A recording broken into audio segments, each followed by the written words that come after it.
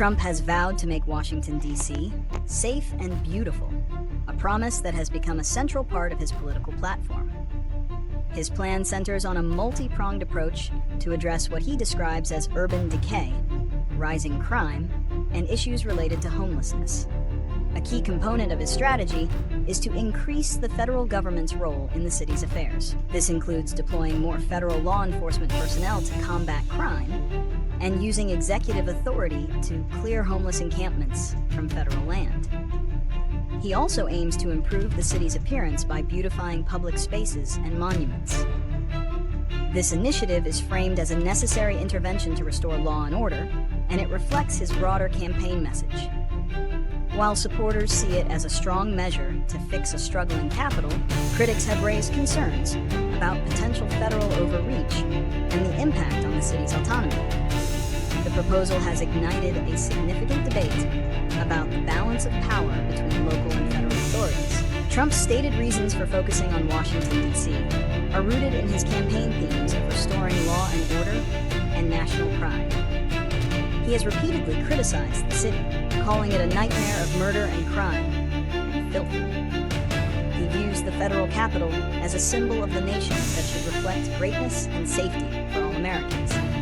Specifically, his policy is driven by concerns over a perceived increase in violent crime, which he attributes to lenient policies and a lack of proper law enforcement. He also points to issues of urban blight, such as graffiti and homeless encampments, as a sign of decay that detracts from the capital's prestige.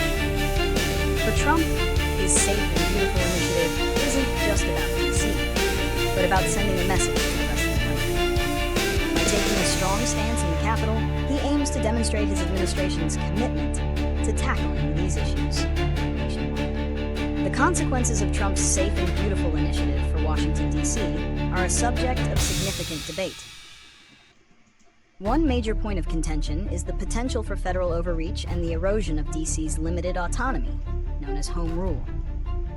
Critics argue that a heavy-handed federal presence could undermine the authority of the city's elected officials and residents.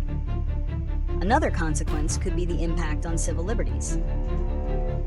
A surge in law enforcement and strict enforcement of quality of life laws could lead to increased arrests for minor offenses and potentially disproportionately affect marginalized communities.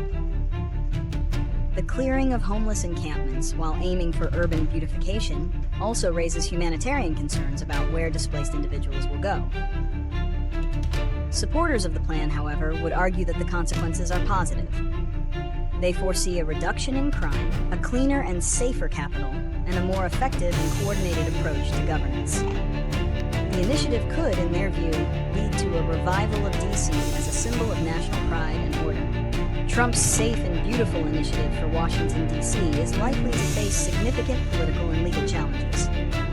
While he has the authority to use federal law enforcement and deploy the National Guard, a complete federal takeover of the city would require Congress to repeal the Home Rule Act, a measure that would likely face strong opposition from Democrats and potentially some Republicans. One predictable outcome is a heightened state of tension between the federal administration and D.C. local government. Mayor Muriel Bowser and the City Council are expected to resist federal directives they see as an infringement on local autonomy, potentially leading to legal battles. We could see a period of increased friction over issues such as budget allocations, law enforcement strategies, and the handling of homelessness. Ultimately, the long-term success of the initiative will likely depend on a combination of federal political will, congressional support, and the city's response. The push for statehood for D.C., a long-standing goal of many residents, could also gain momentum as a direct result of these federal-local conflicts.